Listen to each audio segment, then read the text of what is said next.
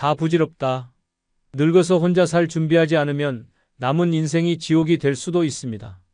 많은 사람들이 나이 들면 누군가와 함께 살아야 외롭지 않다. 혼자 사는 건 불가능하다. 라고 생각합니다. 하지만 현실은 다릅니다. 재혼으로 행복을 꿈꿨다가 병수발에 허덕이고 자식에게 기대다가 갈등 속에 인생을 망치는 사례는 셀 수 없이 많습니다. 결국 가장 큰 문제는 노년에 무엇을 준비했느냐에 달려 있습니다. 혼자 살아가는 건 외로울 것 같지만 사실 제대로 준비만 한다면 자유롭고 만족스러운 삶을 누릴 수 있는 최고의 선택이 될 수 있습니다. 그런데 많은 사람들이 그 준비가 뭔데? 라는 질문에 제대로 답하지 못합니다. 노년에 혼자 살기 위해 필요한 건 단순한 집 한 채나 돈 몇 푼이 아닙니다. 가장 중요한 건 스스로를 지킬 수 있는 5가지 필수 요소를 갖추는 것입니다. 이 5가지를 제대로 준비하지 않으면 노년은 더 이상 황혼이 아닌 끝없는 고통이 될 수 있습니다. 남은 인생, 내가 내 주인이 될 수 있는 방법은 무엇일까요? 지금부터 그 해답을 찾아봅시다. 구독, 좋아요 누르시면 시작하겠습니다. 첫 번째, 이기심입니다. 노년에는 적당한 이기심을 갖추는 것이 생존의 기술이자 행복의 비결입니다. 많은 사람들은 나이가 들수록 자신을 희생하려는 경향이 강해집니다. 이 나이에 내가 뭘 더 바라겠어?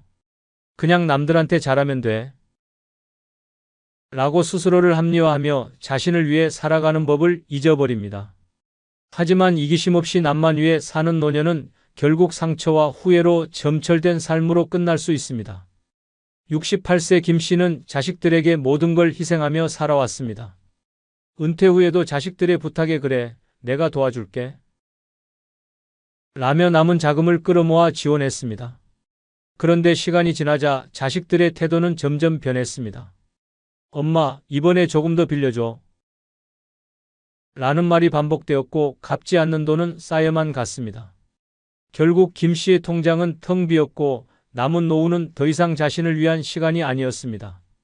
나는 이렇게까지 희생했는데 왜 나만 이렇게 외롭고 힘든 걸까? 이기심 없이 살아가는 노년은 주변 사람들에게 당연한 존재가 됩니다. 당신이 도와주는 것을 거절하지 않는 순간 그 도움은 끝이 없습니다. 처음에는 감사하던 사람들이 점점 당신의 희생을 당연하게 여기고 나중에는 그것조차 불평하는 상황까지 벌어질 수 있습니다. 나이가 들수록 더 많이 베풀어야 한다.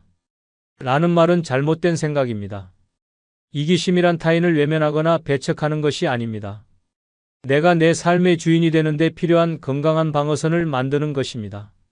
아무리 가까운 사람이라도 내 행복과 존엄성을 해칠 정도로 희생할 필요는 없습니다. 노년의 이기심을 갖추기 위해 가장 중요한 것은 아니요라고 말하는 연습입니다. 자식이나 친구가 도움을 요청하더라도 내가 감당할 수 없는 부탁이라면 단호히 거절해야 합니다. 내가 여유가 없어서 도와줄 수 없어. 이라고 말하는 것은 이기적인 행동이 아니라 내 삶을 지키는 현명한 선택입니다. 또한 나 자신이 먼저다. 라는 마음가짐이 필요합니다. 자식들이 어렵다고 해도 친구가 도움을 요청한다고 해도 내 건강과 재정이 우선입니다. 내가 무너지면 그들을 돕는 것도 불가능해집니다. 이기심은 내가 행복하기 위해 필요한 최소한의 보호막입니다. 그것이 없다면 노년은 끝없는 희생과 배신의 연속이 될 수 있습니다. 주변 사람들을 도우면서도 내가 지킬 선을 정하는 것, 그리고 그 선을 넘어서는 요구에는 단호히 거절하는 것, 그것이 진정한 이기심의 힘입니다. 나 자신을 지키지 않으면 아무도 나를 지켜주지 않는다. 노년의 이기심은 이기적인 행동이 아니라 내 삶을 존중하는 가장 큰 지혜입니다. 지금부터라도 내 인생의 우선순위를 나 자신으로 바꾸십시오. 그것이 당신을 진정으로 행복하게 만들 것입니다. 두 번째, 돈입니다. 노년에 가장 중요한 건 돈입니다. 돈이 없다면 노년은 끝없는 고통의 시작이 될 뿐입니다. 나이 들수록 건강은 점점 나빠지고 예상치 못한 병원비와 생활비가 쌓여갑니다. 난 건강하니까 괜찮아. 라고 생각하며 돈의 중요성을 과소평가한다면 뒤늦게 그 대가를 혹독하게 치르게 됩니다. 돈이 없으면 선택의 자유도 없고 존엄성도 지킬 수 없습니다. 한 예로 70세 김 씨는 젊었을 때 아이들 교육과 가족을 위해 모든 걸 희생하며 살아왔습니다. 내가 힘들어도 애들이 잘 되면 다 보람 있는 거야. 라는 생각으로 모아둔 돈을 전부 자식들에게 지원했습니다. 하지만 정작 자신이 병에 걸렸을 때 자식들은 우리도 지금 사정이 어려워요. 라며 등을 돌렸습니다. 김 씨는 병원비를 감당하지 못해 값싼 요양병원에 들어갔고 거기서 내가 이렇게 비참한 노후를 보낼 줄은 몰랐어. 라며 한탄했습니다. 돈은 단순한 생계의 문제가 아닙니다. 돈이 없으면 인간관계도 무너집니다. 친구들과의 모임에 나가고 싶어도 돈이 없으면 자연스럽게 멀어지게 됩니다. 나중에 모아둔 돈이야 뭐 필요하겠어? 라고 생각한다면 나이가 들어서야 깨닫게 될 것입니다. 돈이 없는 사람은 결국 사회에서 고립된다는 사실을요. 돈은 단순히 물질적인 것을 넘어서 존엄성을 지켜주는 마지막 방패입니다. 내가 선택할 수 있는 여지를 남기고 내 삶의 주인이 되게 해줍니다. 돈이 있으면 좋은 병원을 선택할 수 있고 더 나은 환경에서 노년을 보낼 수 있습니다. 하지만 돈이 없다면 선택권은 없고 그저 상황에 끌려다닐 뿐입니다. 노년에 돈을 준비하는 것은 사치가 아니라 생존입니다. 더 이상 돈을 벌 수 없는 나이에는 과거의 선택들이 현재를 결정합니다. 하지만 중요한 것은 얼마나 많느냐가 아닙니다. 내가 가진 돈을 어떻게 관리하고 지키느냐가 핵심입니다. 돈을 지키는 가장 좋은 방법은 욕심을 버리고 필요 이상으로 베풀지 않는 것입니다. 자식에게 무조건적인 지원을 하는 것도 친구의 부탁을 거절하지 못하는 것도 노년의 가장 큰 재앙이 됩니다. 돈이 많지 않더라도 나 자신을 위해 쓰고 내 삶을 지키는 데 집중해야 합니다. 돈이 없다면 자유도 없습니다. 돈이 없다면 사람들로부터 존중받지도 못합니다. 그리고 돈이 없다면 당신의 노후는 당신의 것이 아니라 타인의 손에 맡겨지게 됩니다. 노년을 스스로 책임지고 존엄성을 유지하며 살고 싶다면 지금 당장 돈을 관리하고 지키는 방법을 준비해야 합니다. 돈이 다가 아니다라는 말은 젊은 사람들만 할 수 있는 사치입니다. 나이가 들수록 돈은 다가 됩니다. 그게 현실입니다. 돈이 당신을 지켜주고 당신을 존중받게 만들어줍니다. 노년의 행복은 결국 돈에서 시작된다는 사실을 잊지 마세요. 세 번째, 건강입니다. 노년의 가장 잔인한 현실은 건강을 잃는 순간 모든 것이 무너진다는 사실입니다. 돈이 있어도 건강이 없다면 무슨 소용이 있을까요? 아무리 큰 저택에 살고 값비싼 음식을 먹을 수 있다고 해도 침대에서 일어나지 못하거나 병원에 갇혀 있어야 한다면 그것은 더 이상 삶이 아니라 고통입니다. 노년의 행복은 결국 건강 위에 세워지는 법입니다. 70세의 정 씨는 젊었을 때 평생을 일에만 몰두하며 건강을 소홀히 했습니다. 일할 때는 건강 생각할 시간이 어디 있어? 먹고 살기 바쁜데? 라는 생각으로 술자리도 마다하지 않고 운동은커녕 제대로 된 식사조차 챙기지 않았습니다. 그런데 은퇴 후 갑자기 찾아온 건강 문제는 그의 인생을 송두리째 바꿔놨습니다. 허리 디스크와 당뇨, 고혈압까지 한꺼번에 찾아왔고 병원비는 끝없이 늘어났습니다. 달이라도 성했으면 어딘가 나가서 사람들 좀 만나겠는데 이젠 집에 갇혀있는 신세야. 정 씨는 더 이상 자신을 돌볼 힘조차 없었고 그의 노후는 병원과 약봉투 사이에서 보내는 시간이 전부가 되었습니다. 건강이 나빠지면 모든 것이 제한됩니다. 움직이지 못하면 친구들과의 만남도 여행도 심지어는 간단한 장보기조차 불가능해집니다. 자유를 잃는 순간 삶의 질은 끝없이 추락합니다. 그저 숨만 붙어 있는 상태로 하루하루를 견뎌야 하는 삶은 노년에 겪고 싶은 최악의 상황입니다. 건강이 왜 중요한지 더 말할 필요가 없습니다. 하지만 건강을 유지하려면 지금부터 적극적으로 노력해야 합니다. 나이가 들수록 자연스럽게 건강을 잃는 건 당연하지만 그 속도를 늦추고 더 오래 버틸 수 있는 것은 나 자신에게 달려 있습니다. 가장 먼저 해야 할 일은 정기적인 건강검진입니다. 나는 괜찮아.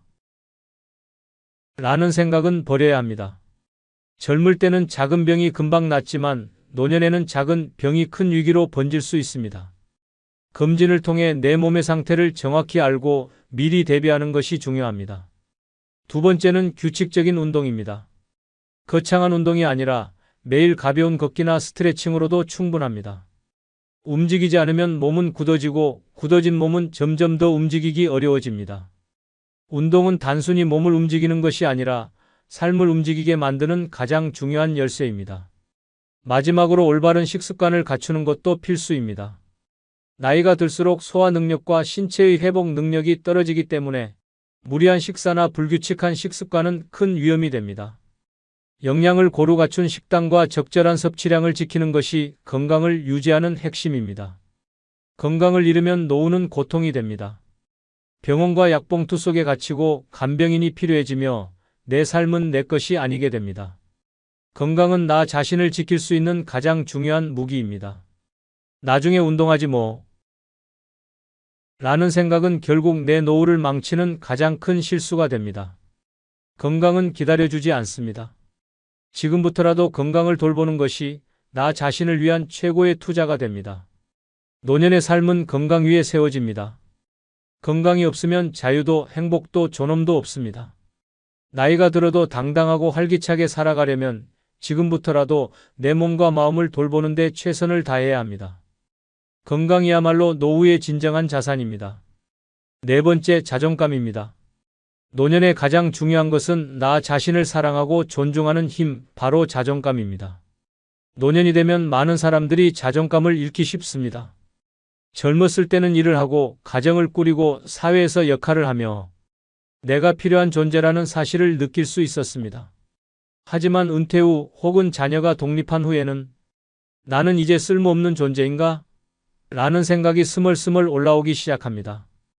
68세 박 할머니는 평생 가정을 위해 헌신하며 살아왔습니다. 자녀들을 뒷바라지하고 남편을 위해 살림을 꾸렸지만 나이가 들어 남편이 세상을 떠나고 자녀들이 각자 가정을 꾸리자 그녀는 텅 빈 집에 홀로 남겨졌습니다. 내가 여기서 뭘 하고 있지? 스스로에게 물어보며 점점 우울해졌습니다. 주변 사람들에게서도 관심이 줄어들자 그녀는 자신이 아무 쓸모없는 존재라고 느끼기 시작했습니다. 자존감을 잃는 순간 삶의 질은 급격히 추락합니다. 자존감이 낮아지면 사람들과의 관계도 무너지고 건강을 돌보는 의지도 약해지며 새로운 도전을 시도할 용기도 사라집니다. 자존감은 노년의 삶을 지탱하는 가장 기본적인 에너지입니다. 그렇다면 노년의 자존감을 지키고 높이는 방법은 무엇일까요? 첫째, 스스로를 돌보는 시간을 가져야 합니다. 나를 위한 작은 사치, 예를 들어 좋아하는 옷을 사 입거나 미용실에 가서 스타일을 바꾸는 것만으로도 자존감이 달라집니다. 나를 외적으로 가꾸는 것은 단순히 남들에게 잘 보이기 위한 것이 아니라 내가 나 자신을 소중히 여긴다는 메시지를 내게 전달하는 행위입니다. 둘째, 과거의 후회에 얽매이지 말아야 합니다. 나이가 들수록 그때 이렇게 했어야 했는데 라는 후회가 떠오를 수 있습니다. 하지만 과거는 이미 지나간 일입니다. 과거에 얽매이기보다는 지금부터라도 새로운 목표를 세우고 작은 성취를 이루는 데 집중해야 합니다. 셋째, 나만의 의미 있는 활동을 찾아야 합니다. 취미나 봉사활동 혹은 작은 일이라도 내가 즐길 수 있는 무언가를 하는 것이 중요합니다. 나는 아직 세상에 기여할 수 있는 존재다. 라는 느낌은 자존감을 높이는 데 결정적인 역할을 합니다. 넷째, 다른 사람의 시선을 의식하지 않아야 합니다. 노년에는 자꾸 이 나이에 이런 걸 하면 이상하게 보지 않을까? 라는 생각이 들기 쉽습니다. 하지만 남의 시선은 내 삶에 아무런 영향을 미치지 않습니다. 중요한 것은 내가 좋아하고 나를 행복하게 하는 일이 무엇이냐는 점입니다. 노년의 자존감은 더 이상 타인에게 의존하는 것이 아닙니다. 누군가의 칭찬이나 인정이 없어도 나는 나 자신을 사랑하고 존중할 수 있어야 합니다. 자존감은 나를 지키는 가장 강력한 방패이며 나를 앞으로 나아가게 하는 가장 큰 원동력입니다. 이 나이에 뭐가 중요하겠어? 라는 생각은 이제 버리십시오. 당신은 여전히 소중하고 여전히 빛나는 존재입니다. 자존감을 지키는 것은 노년을 활기차고 행복하게 만드는 가장 중요한 열쇠입니다. 지금부터라도 나 자신을 소중히 여기고 스스로를 사랑하는 법을 배워야 합니다.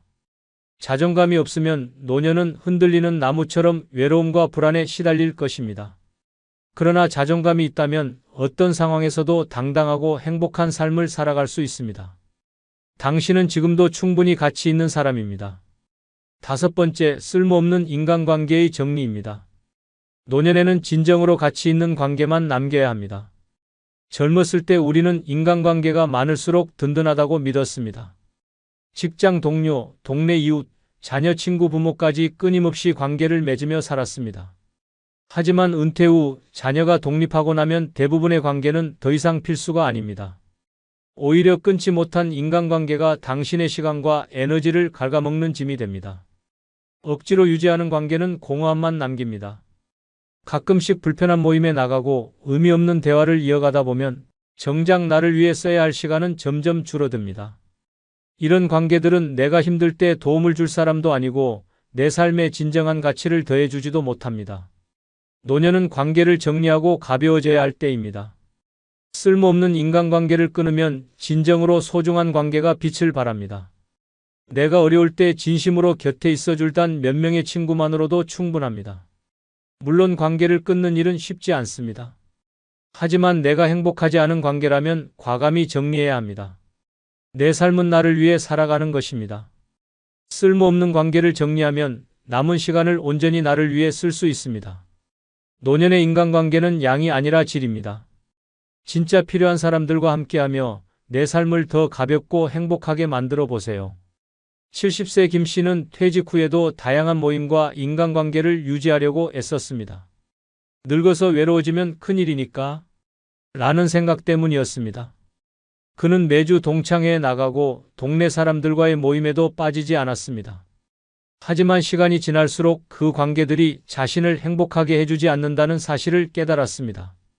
이 사람들과 만나면 항상 똑같은 얘기뿐이야.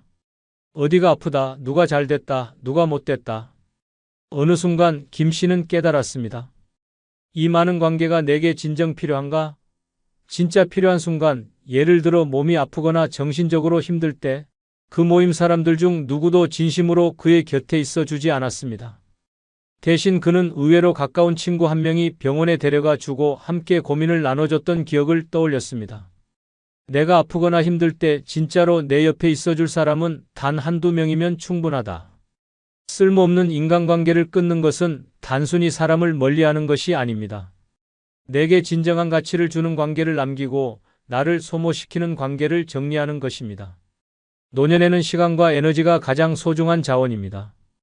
아무 의미 없는 모임에 나가고 거칠에만 있는 관계를 유지하려고 애쓰는 것은 그 자원을 낭비하는 일일 뿐입니다. 그렇다고 모든 관계를 끊으라는 뜻은 아닙니다. 내가 아플 때 혹은 정말 외로울 때 진심으로 곁에 있어줄 사람 몇 명만 남기면 됩니다. 중요한 것은 숫자가 아니라 질입니다. 쓸모없는 인간관계를 정리하려면 먼저 내게 어떤 감정을 주는지 점검해야 합니다. 만났을 때 스트레스를 주거나 억지로 유지하려고 애쓰는 관계는 과감히 끊어야 합니다. 진정한 친구라면 서로의 삶을 존중하며 자연스럽게 이어지는 법입니다. 노년에는 주변의 거칠의 관계를 모두 정리하고 진짜 내게 필요한 사람들과 깊은 유대를 맺는 것이 중요합니다. 그런 친구 한 두 명만으로도 외롭지 않은 노년을 보낼 수 있습니다. 그들이 내 곁에 있는 한 나는 절대로 고립되지 않을 것입니다. 쓸모없는 관계를 끊어야 진정한 관계가 빛을 발한다. 지금 당장 내 인간관계를 돌아보고 내게 정말 필요한 사람만 남기세요. 그것이 노년을 자유롭고 행복하게 만들어줄 가장 큰 비결입니다.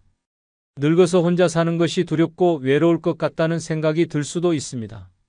하지만 진정으로 중요한 5가지를 준비하면 노년은 누구보다 자유롭고 당당하게 살아갈 수 있는 최고의 시간이 됩니다. 위에 설명한 5가지는 혼자서도 충분히 행복하고 만족스러운 삶을 만들어줄 열쇠입니다.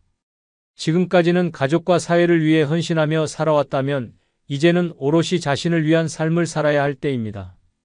혼자라서 외로운 것이 아니라 준비되지 않은 채로 혼자가 되면 외로워진다. 라는 사실을 기억하세요. 노년은 끝이 아닙니다. 새로운 도전과 성장을 시작할 수 있는 시간입니다. 내 삶의 주인이 되어 내 선택과 의지로 하루하루를 채워나가는 것. 그것이야말로 진정한 행복의 시작입니다.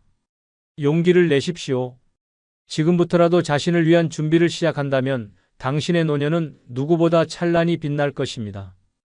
혼자서도 충분히 행복하고 혼자여서 더 자유로운 인생이 당신을 기다리고 있습니다. 마지막으로 구독, 좋아요 부탁드립니다. 나이가 들면 다 부질없다고요? 아닙니다. 잘못된 제온만큼 인생을 지옥으로 만드는 일도 없습니다. 사랑한다고 믿었고 함께라면 외롭지 않을 거라 생각했습니다. 하지만 현실은 달랐습니다. 김 씨는 노년에 평생을 후회할 재혼을 하게 됩니다. 혼자는 외롭다는 불안감에 서둘러 배우자를 맞이한 김 씨. 처음에는 행복했습니다. 함께 밥을 먹고 이야기를 나누고 외롭지 않다는 사실에 위안을 얻었죠. 하지만 얼마 지나지 않아 진실이 드러납니다. 상대방이 감추고 있던 끔찍한 속셈, 충격적인 비밀들, 노년을 지옥으로 만드는 현실이 김 씨를 덮쳐옵니다. 재혼이 행복을 보장한다고요? 천만에요. 김 씨는 자신의 재혼이 배우자의 빚더미에 올라타는 것이라는 사실을 알게 됩니다. 재산을 빼앗기고 가족 간 갈등이 불거지고 병수발까지 떠맡는 현실. 이제는 돌이킬 수도 없습니다. 김 씨는 후회합니다. 그냥 혼자 사는 게 더 나았을걸. 하지만 이미 늦었습니다. 이제부터 시작입니다. 김 씨가 겪은 끔찍한 재혼의 현실 하나씩 파헤쳐 보겠습니다. 노년의 재혼을 꿈꾸는 사람이라면 이 이야기를 끝까지 보십시오. 잘못된 선택 하나가 남은 인생을 어떻게 망칠 수 있는지 똑똑히 알게 될 겁니다. 구독과 좋아요 누르시면 시작하겠습니다. 김 씨는 70세에 재혼을 결심했다.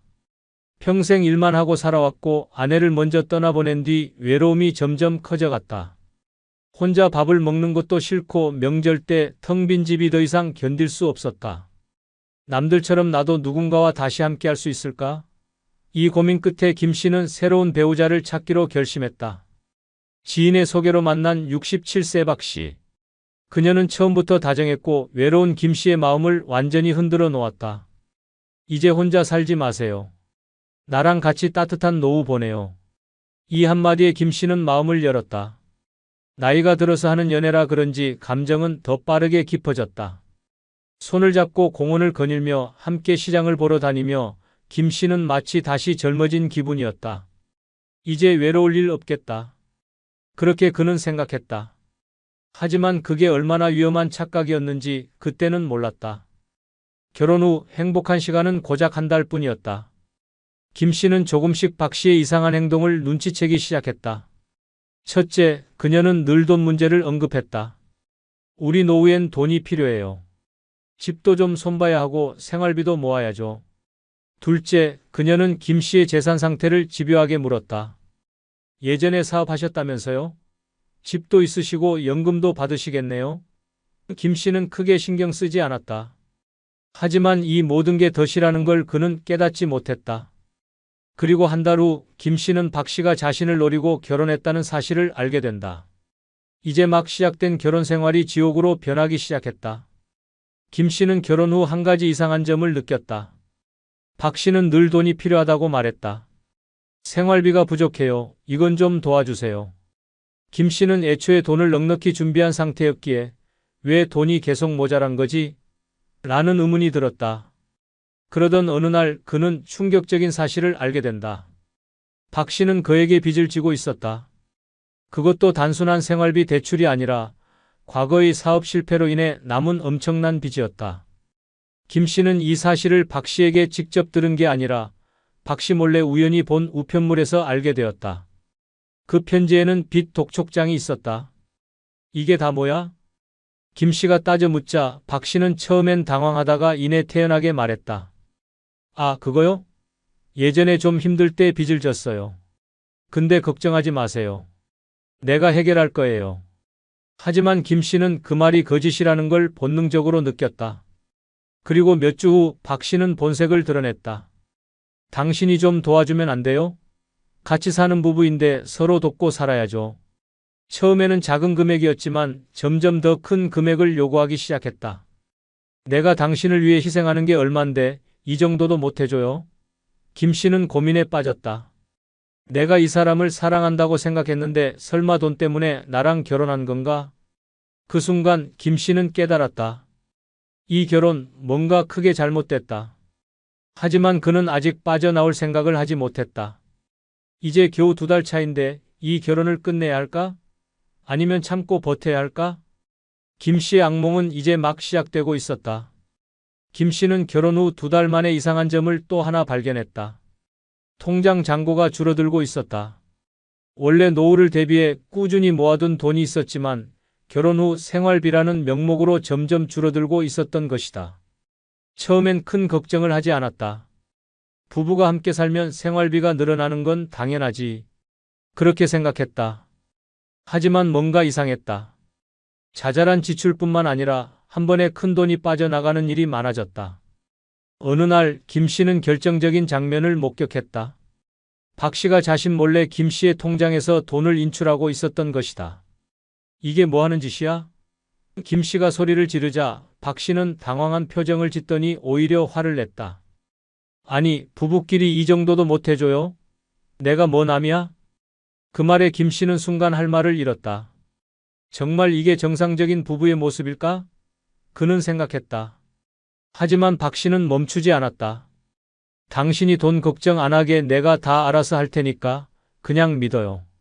그렇게 말하며 돈 관리는 자신이 하겠다고 주장했다. 김 씨는 순간적으로 망설였다. 이 사람을 믿어야 하나?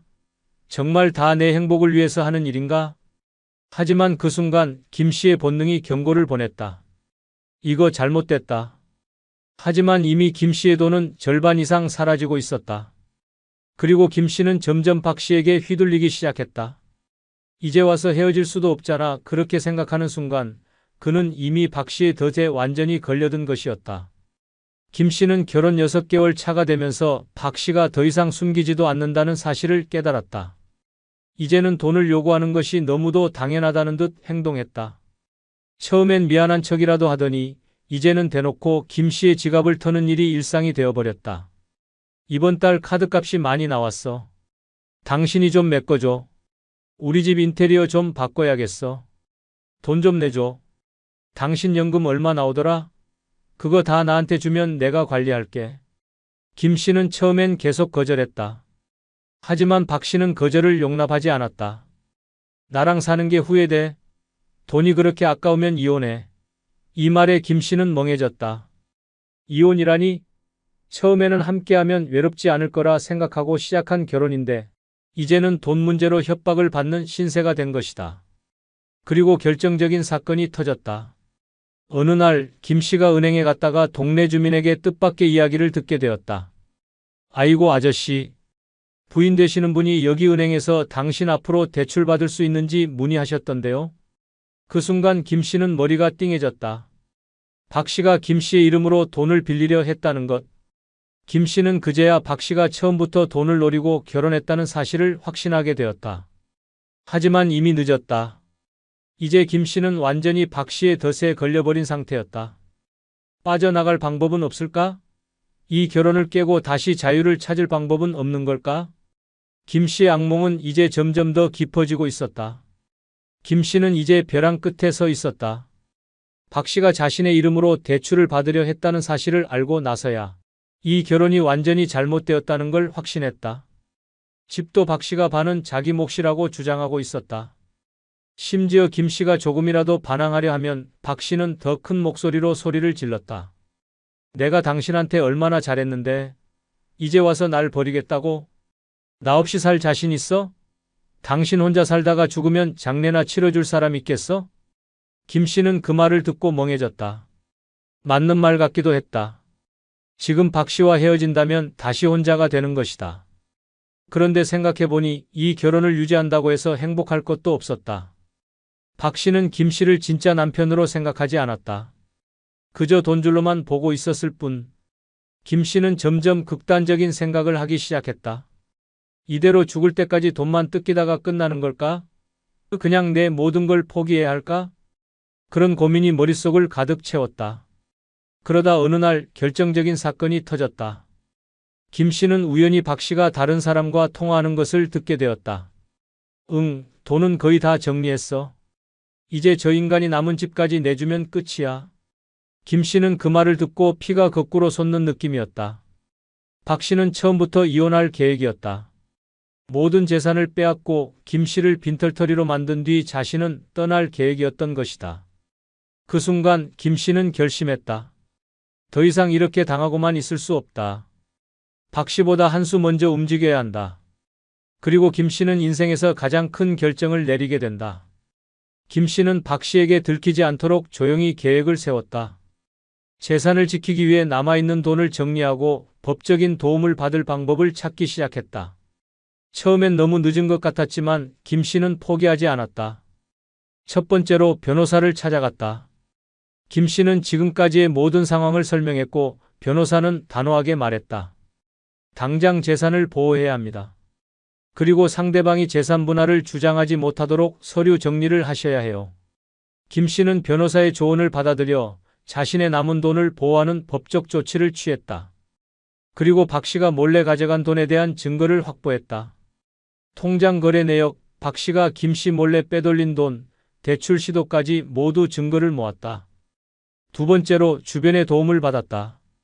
김 씨는 그동안 박 씨가 자기를 철저히 고립시켰다는 걸 깨달았다. 친구들과 연락이 끊겼고 자식들과도 멀어졌던 것이다. 하지만 김 씨는 용기를 내어 자식들에게 먼저 연락을 했다. 처음에는 이제 와서 무슨 일이냐는 반응이었지만 김 씨가 자신이 처한 상황을 솔직하게 이야기하자 자식들은 충격을 받았다. 아버지, 왜 이제야 말씀하셨어요? 당장 도와드릴게요. 김 씨는 그제야 눈물이 핑 돌았다. 그는 박 씨에게 세뇌당해서 자신이 버림받으면 정말로 혼자가 될 거라고 착각하고 있었다. 하지만 아니었다. 도움을 요청하면 손을 잡아줄 사람들이 있었다. 그리고 마지막으로 김 씨는 결정을 내렸다. 이혼이다. 박 씨가 먼저 자신을 버릴 계획을 세우고 있었다면 김 씨가 먼저 결단을 내려야 한다. 하지만 순순히 끝낼 수는 없다. 이제는 김 씨가 박 씨를 철저하게 궁지로 몰 차례다. 이제 마지막 전쟁이 시작된다. 김 씨는 이혼을 결심한 후 더 이상 주저하지 않았다. 그는 모든 계획을 차근차근 실행에 옮겼다. 박 씨가 눈치채기 전에 최대한 빠르게 법적인 절차를 밟아야 했다. 처음엔 긴장되었지만 김 씨는 이미 마음속으로 다 결단을 내렸다. 박 씨는 점점 더 자주 외출을 하기 시작했다. 그러면서도 김 씨에게는 여전히 자신감을 잃지 않는 태도로 말했다. 너 나 없으면 뭐 하겠어? 여태까지 내가 다 해준 거 아니야? 하지만 김 씨는 그 말이 더 이상 통하지 않는다는 걸 알았다. 그는 더 이상 박 씨의 협박에 휘둘리지 않기로 결심했다. 박 씨가 자주 외출하는 틈을 타 김 씨는 변호사와 함께 중요한 서류를 준비했다. 이제 그가 할 일은 박 씨가 돌아오면 바로 서류를 제출하고 법적으로 박 씨를 법정으로 끌고 가는 것이었다. 그날 박 씨가 집에 돌아오자 김 씨는 조용히 말했다. 이제 너와 나는 끝이야. 이미 변호사랑 모든 절차 다 밟았어. 박 씨는 놀란 눈으로 그를 쳐다보며 소리쳤다. 뭐라고? 내가 나를 어떻게 대하겠다는 거야? 하지만 김 씨는 그 순간 박 씨의 태도가 예전처럼 위협적이지 않다는 걸 깨달았다. 그는 더 이상 두려워하지 않았다. 그는 이제 오히려 박 씨가 불안해하는 걸 즐기고 있었다. 박 씨는 격분하며 집을 나가려 했지만 그가 문을 열자마자 김 씨는 법원에서 보게 될 것이라고 마지막 말을 던졌다. 너 그동안 내가 얼마나 참았는지 모르겠지? 이제 다 끝이다. 그 말을 끝으로 김 씨는 자신이 얼마나 강해졌는지를 실감했다. 박 씨는 격분하며 집을 나가려 했지만 그가 문을 열자마자 김 씨는 마지막으로 법원에서 만날 것이라고 말했다. 너 그동안 내가 얼마나 참았는지 모르겠지? 이제 다 끝이다. 김 씨는 그 말을 던지며 박 씨가 집을 떠난 직후 즉시 이혼 소송을 제기했다. 그동안 박 씨의 불법적인 재산 은닉과 감정적 학대에 대해 철저히 준비해 왔다. 김 씨의 자식들은 사건을 진행하는 데 중요한 역할을 했다. 큰 아들이 친구가 유명한 변호사였고 그의 헌신적인 도움으로 법적 대응을 강하게 준비할 수 있었다. 이 변호사는 박 씨의 재산을 은닉한 사실을 밝혀내는데 중요한 증거들을 수집했으며 김 씨가 피해를 입은 부분을 법적으로 입증하는 데 큰 역할을 했다. 김 씨는 박 씨가 부부 공동재산을 몰래 빼돌린 사실을 입증하기 위해 은행 기록과 관련 증인들을 확보했다. 변호사는 박 씨의 금융거래 내역을 파헤쳐 그가 부당하게 돈을 빼돌린 정황을 정확하게 밝혀냈다. 이 증거들은 김 씨에게 유리한 판결을 이끌어내는 데 결정적이었다. 법원에서의 판결은 김 씨에게 승리를 안겨줬다. 법원은 박 씨가 몰래 빼돌린 재산을 김 씨에게 돌려주도록 명령했다. 박 씨는 자신이 숨긴 돈을 모두 김 씨에게 반환해야만 했고 자식들이 제공한 증거와 법적 지원 덕분에 김 씨는 법적으로도 완전한 승리를 거두었다. 김 씨는 법원에서 이혼을 승리로 이끈 후 자신이 겪었던 모든 고통과 모욕을 마침내 끝내고 새로운 삶을 시작할 수 있었다. 자식들의 지원 덕분에 경제적으로도 완전히 자유로워졌고 박 씨의 부정적인 행동에 대한 법적 책임도 확실히 묻게 되었다. 이제 김 씨는 자신의 미래를 당당히 향해 나아갈 수 있었다. 이혼 후 김 씨는 자신이 정말로 혼자가 되어도 괜찮다는 것을 알게 되었다. 그는 박 씨가 떠난 후 혼자서도 충분히 살아갈 수 있다는 자신감을 얻었다. 처음에는 빈집이 어색하고 쓸쓸했지만 점차 김 씨는 혼자의 생활이 얼마나 자유로운지 평화로운지를 깨달았다. 김 씨는 새로운 삶을 시작하기로 결심했다. 예전에는 박 씨와 함께 있을 때는 생각할 수 없었던 작은 것들, 오래된 친구들, 외출을 가고 싶은 곳, 평소에는 가지 못했던 취미들을 하나씩 찾아 나섰다. 그는 운동을 시작했고 매일 아침 동네 공원에서 산책을 했다. 처음엔 힘들었지만 몸과 마음이 점차 건강해지는 걸 느낄 수 있었다. 김 씨는 여유가 생기면서 자기 자신에게 투자할 시간이 많아졌다는 것을 실감했다. 김 씨는 친구들에게도 연락을 해보았다. 그동안 박 씨에게 차단당했던 모든 연락을 다시 시작하면서 잃어버렸던 사람들과의 관계를 회복했다.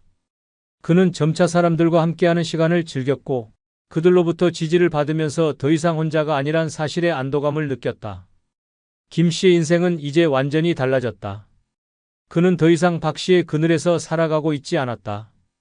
오히려 그녀가 떠난 후 더 행복하고 자유로운 삶을 살아가고 있었다. 김 씨는 자신이 과거의 삶에서 얼마나 많은 것들을 놓쳤는지를 깨닫고 이제는 그 모든 것을 되찾기 위해 노력했다. 김 씨는 마지막으로 자신에게 이렇게 말했다. 이제부터는 내가 주인공인 삶을 살아야겠다. 아무도 나를 억제할 수 없다. 이제 김 씨는 진정한 자유와 행복을 만끽하며 살아간다. 돈 없으면 노후가 불행하다? 아닙니다. 돈 없어도 찬란한 노후를 보내는 방법이 있습니다. 많은 사람들이 노후의 행복을 돈과 직결시킵니다. 돈 없으면 병원도 못 가고 여행도 못 가고 그저 외롭고 힘든 삶을 살게 될 거야. 라는 두려움이 우리를 짓누르죠. 하지만 과연 그럴까요? 돈이 없으면 정말로 행복한 노후를 꿈꿀 수 없는 걸까요? 그렇지 않습니다. 돈이 전부가 아닙니다. 물론 돈이 있으면 선택의 폭이 넓어지고 안정감을 느낄 수 있습니다. 하지만 세상에는 돈 없이도 삶을 찬란하게 만드는 힘이 있습니다. 그것은 바로 마음의 여유와 삶의 태도입니다. 돈은 없어도 행복을 선택하는 사람들은 주변의 작은 것에서 기쁨을 찾고 자신을 위한 소소한 즐거움을 만들어갑니다. 정원을 가꾸고 무료 프로그램에 참여하며 산책을 즐기는 것만으로도 노후는 충분히 찬란해질 수 있습니다. 결국 노후의 행복은 돈이 아니라 어떻게 살아가느냐에 달려 있습니다. 그렇다면 돈 없이도 찬란한 노후를 보내는 방법은 무엇일까요? 지금부터 그 해답을 알려드리겠습니다. 먼저 영상 시작 전에 좋아요 누르면 시작하겠습니다. 돈 없어도 찬란한 노후를 보내는 첫 번째 비결은 행복은 돈에서 나오지 않는다. 입니다. 노후가 다가오면 많은 사람들이 걱정부터 합니다. 돈이 없으면 어떻게 살지? 병원비도 없고 여행도 못 가고 뭐 하나 할 수 있는 게 없을 텐데. 하지만 이런 생각은 잘못된 선입견입니다. 돈이 없어도 충분히 행복하고 찬란한 노후를 보낼 수 있는 방법이 있습니다. 68세 김 씨는 평생 직장 생활을 했지만 은퇴 후 남은 재산은 크지 않았습니다. 자식들에게 지원을 하느라 저축은 거의 없었고 한 달 연금은 빠듯한 생활비를 간신히 충당하는 정도였습니다. 처음에는 그 사실에 좌절했습니다. 내 인생은 이제 끝났어. 그냥 이렇게 버티다 죽는 거지. 하지만 김 씨는 곧 깨달았습니다. 돈 없이도 행복해질 수 있는 방법이 있다는 것을요. 김 씨가 가장 먼저 시작한 건 자신의 일상에서 소소한 행복을 찾는 것이었습니다. 아침에 일어나 햇살을 느끼고 동네 공원을 산책하며 자연의 아름다움을 즐겼습니다. 화려한 레스토랑 대신 집 근처 시장에서 신선한 재료를 사와 요리하는 기쁨을 알게 되었습니다. 돈이 없어도 누릴 수 있는 소소한 즐거움은 생각보다 많았습니다. 또한 김 씨는 무료로 제공되는 지역 프로그램과 커뮤니티 활동에 참여하기 시작했습니다. 독서 모임에 나가고 동네 복지관에서 진행하는 건강 강좌에도 꾸준히 참석했습니다. 새로운 사람들과 교류하며 그는 세상은 여전히 재미있는 일들로 가득하다는 것을 느꼈습니다. 돈이 많아야 행복할 거라는 생각은 착각입니다. 진짜 행복은 내 마음의 상태에서 시작됩니다. 작은 것에도 감사하고 지금 가진 것에서 만족을 찾는 태도는 돈이 없어도 삶을 찬란하게 만듭니다. 김 씨는 이제 이렇게 말합니다. 돈이 없다고 해서 불행할 필요는 없어. 내가 어떻게 하루를 보내느냐가 더 중요하더라고. 그의 일상은 특별한 지출 없이도 풍요롭고 따뜻합니다. 돈이 없으면 행복할 수 없다고 생각하나요? 그렇지 않습니다. 행복은 소유가 아니라 태도에서 나옵니다. 돈 없이도 충분히 찬란한 노후를 보낼 수 있습니다. 중요한 것은 돈이 아니라 당신이 어떻게 삶을 바라보느냐입니다. 지금부터라도 소소한 행복을 찾아보세요. 그것이 당신의 노후를 빛나게 만들 것입니다.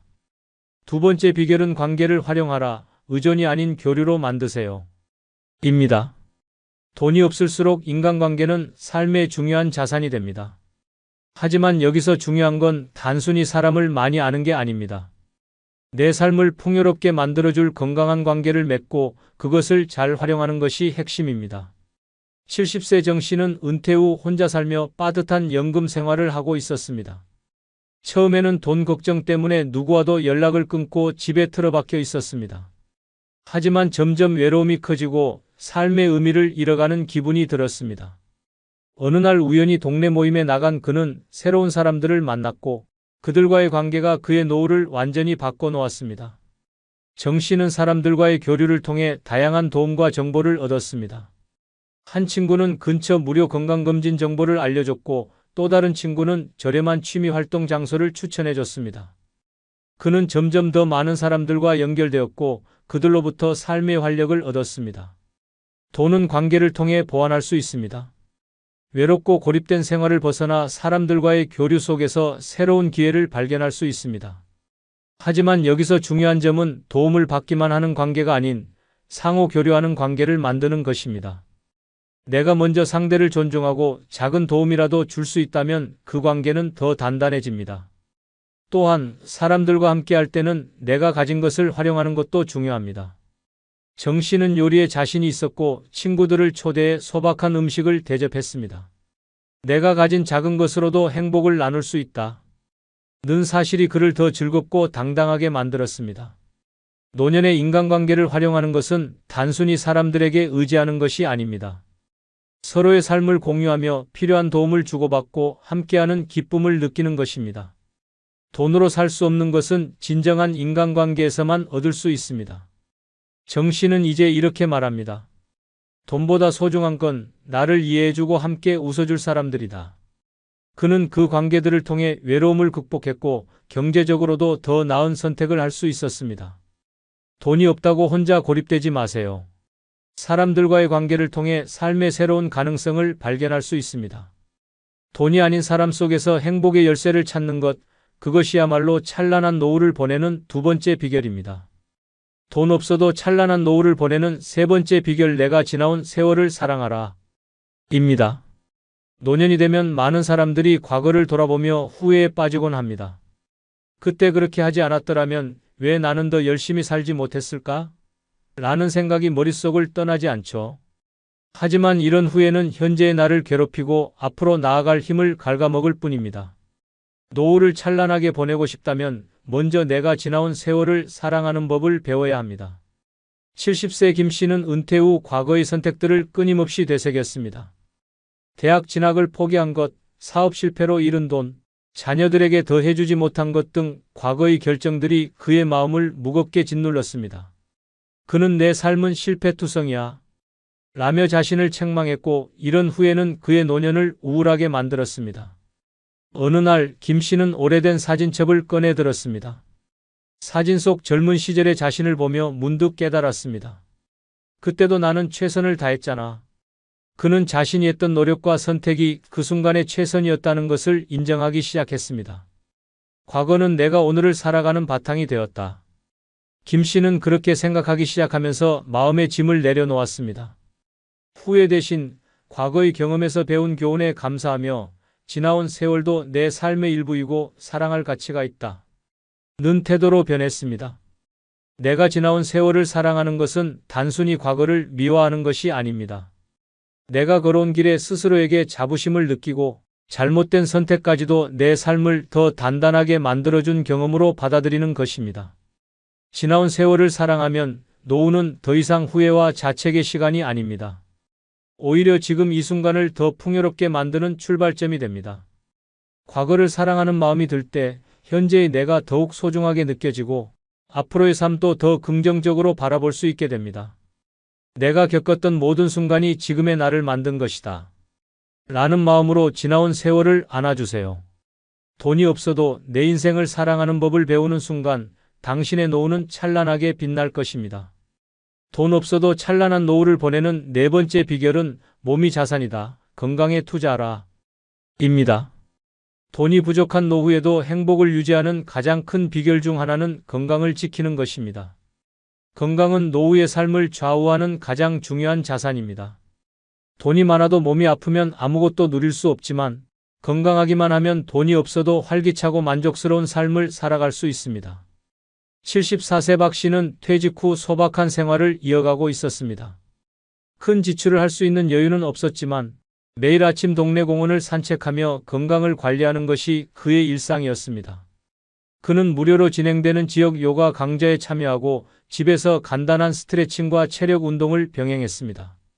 내가 돈은 없어도 건강하니까 친구들과 만나고 산책도 다니고 맛있는 음식을 먹으며 하루하루를 즐길 수 있어요. 라고 그는 말합니다. 건강은 박 씨에게 단순히 아프지 않은 상태가 아니라 노후를 풍요롭게 만들어주는 원동력이었습니다. 노년의 건강은 비싼 병원비나 특별한 운동 장비 없이도 지킬 수 있습니다. 규칙적인 걷기 운동, 간단한 체조, 그리고 균형 잡힌 식사가 핵심입니다. 특히 과도한 약물 의존이나 불필요한 건강 보조제를 피하고 자연스럽게 건강을 유지하는 것이 중요합니다. 건강을 지키기 위해 나만의 루틴을 만들어야 합니다.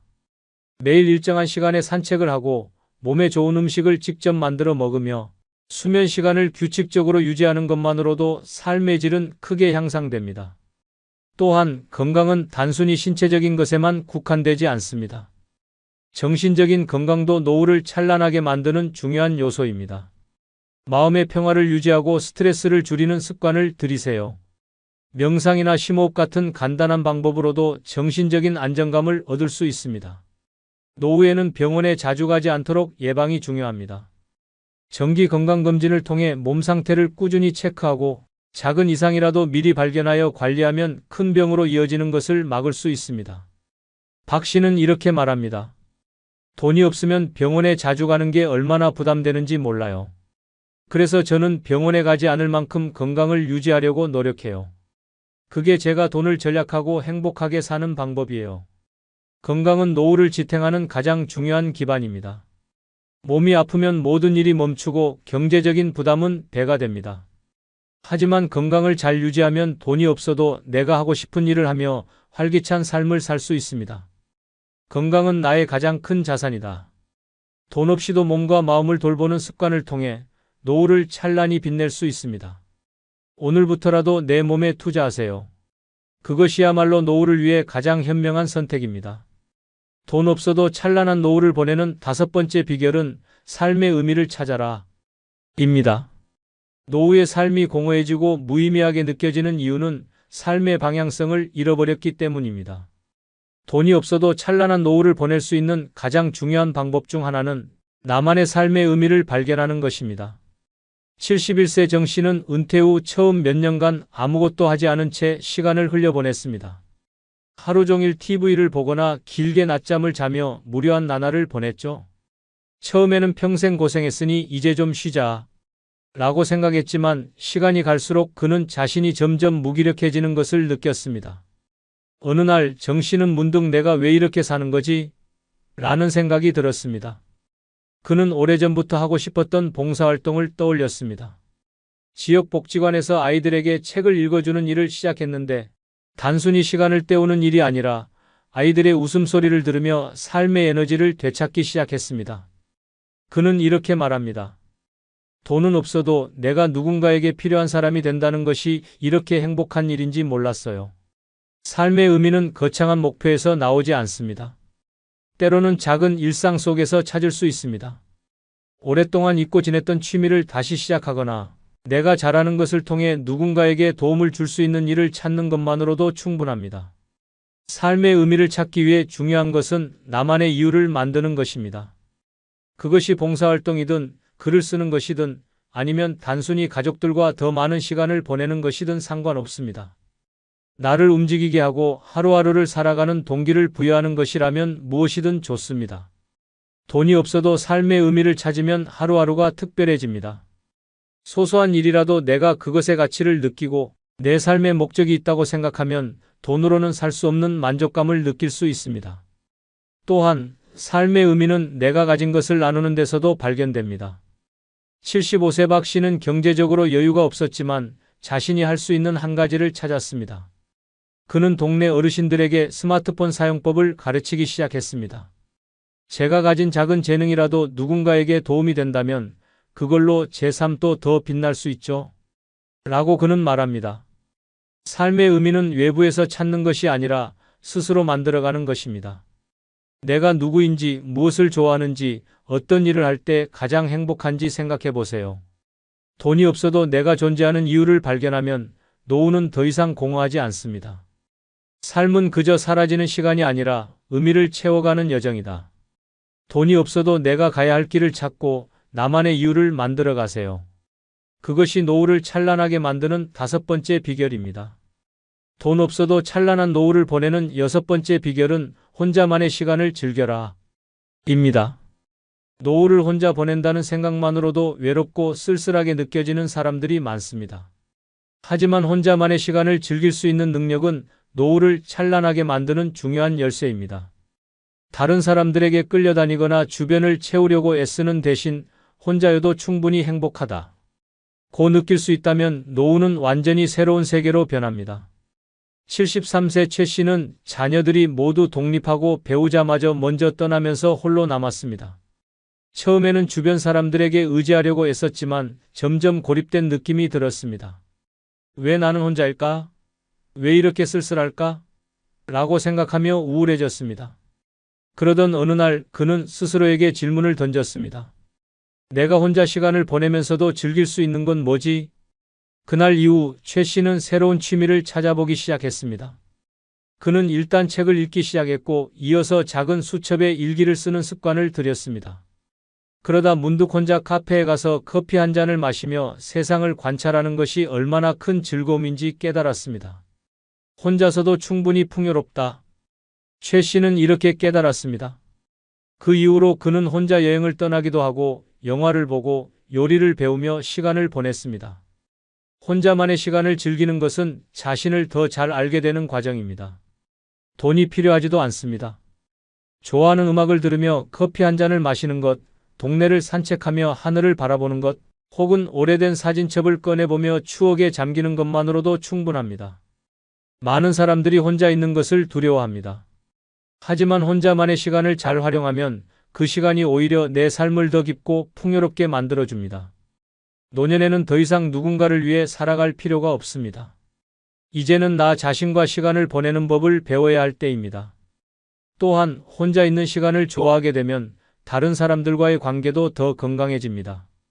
누군가를 만나는 시간이 즐겁긴 하지만 그 시간이 내 행복의 전부가 아니라고 느끼면 관계에서 오는 스트레스도 줄어듭니다. 최 씨는 이제 말합니다. 혼자 있는 시간이 오히려 나를 더 단단하게 만들어줬어요. 나 혼자 있어도 전혀 외롭지 않아요.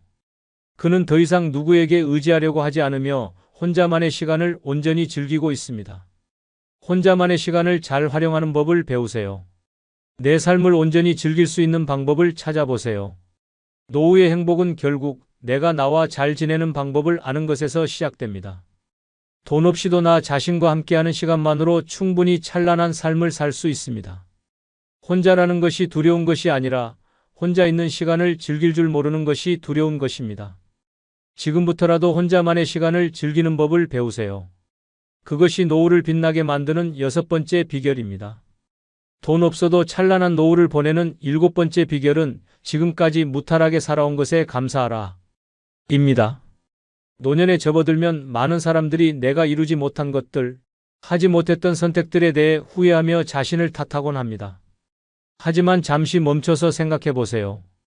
지금까지 살아오며 수많은 고비를 넘겼고 크고 작은 어려움 속에서도 여기까지 무탈하게 왔다는 사실 자체가 얼마나 놀라운 일인지 말입니다.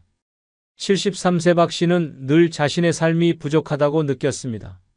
젊은 시절 큰 성공을 거두지 못했고 자녀들을 완벽하게 뒷바라지하지 못했다는 생각에 늘 자책했습니다. 하지만 어느 날 친구와의 대화 중에 그래도 큰 병 한 번 없이 이렇게 살아왔다는 게 얼마나 큰 복인지 알아? 라는 말을 듣고 마음에 큰 울림을 느꼈습니다. 그는 자신의 삶을 돌아보며 깨달았습니다. 내가 가진 것에 감사하지 못하고 항상 없는 것만 바라보았구나. 병원 신세를 지지 않고 몸이 건강한 것, 자녀들이 각자의 삶을 꾸려나가고 있는 것, 친구들과 웃으며 대화할 수 있는 것, 이 모든 것이 당연한 것이 아니라 축복이라는 걸 알게 된 순간 그의 시선은 완전히 달라졌습니다. 지금까지 무탈하게 살아온 것에 감사하는 마음은 단순히 긍정적인 태도를 가지는 것을 넘어 삶을 더욱 풍요롭게 만듭니다. 돈이 없어도 내가 이 자리까지 올 수 있었던 모든 경험들에 감사할 수 있다면 그 자체로 내 삶은 충분히 가치 있는 것이 됩니다. 감사는 작은 것에서 시작됩니다. 매일 아침 눈을 뜨며 또 하루를 살 수 있구나 라고 생각하거나 식사를 하며 오늘도 이렇게 한 끼를 먹을 수 있구나 라고 느껴보세요. 이런 사소한 감사가 쌓이면 마음은 더욱 평온해지고 삶의 작은 순간들에서 더 큰 행복을 느낄 수 있습니다. 박 씨는 이제 매일 자신에게 말합니다. 내가 여기까지 온 것만으로도 충분히 대단해. 그는 과거의 부족함을 탓하기보다 오늘 하루를 감사로 채우며 살아가고 있습니다. 돈이 많지 않아도 지금까지 내가 무탈하게 살아온 것에 대한 감사는 노후를 찬란하게 만드는 가장 큰 비결 중 하나입니다. 당신의 삶은 이미 많은 축복으로 가득 차 있습니다. 그것을 인정하고 감사하는 순간 당신의 노후는 더할 나위 없이 빛날 것입니다. 돈이 없으면 노후가 불행할 것 같다고요? 천만의 말씀입니다. 이제까지 살펴본 7가지 비결만 제대로 실행해도 당신의 노후는 누구보다 찬란하고 활기차게 변할 수 있습니다. 중요한 건 돈이 아니라 삶을 대하는 당신의 태도입니다. 행복은 호화로운 집이나 값비싼 여행에서만 나오는 것이 아닙니다.